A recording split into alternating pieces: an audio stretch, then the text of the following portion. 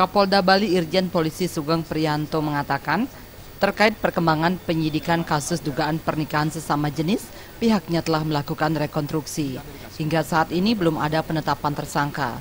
Namun beberapa saksi telah diperiksa. Untuk merampungkan penyidikan, Polda Bali akan memeriksa saksi ahli dari tokoh agama.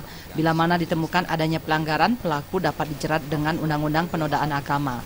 Yang dilanggar dari hasil pemeriksaan atau penjelasan tersebut memang ada aturan keagamaan yang dilanggar, itu mungkin kita bisa akan arahkan ke pasal penodaan atau penistaan agama. Itu dianggap perbuatan melanggar aturan-aturan. Rai Swantara dan Kadek Swantara, Bali TV.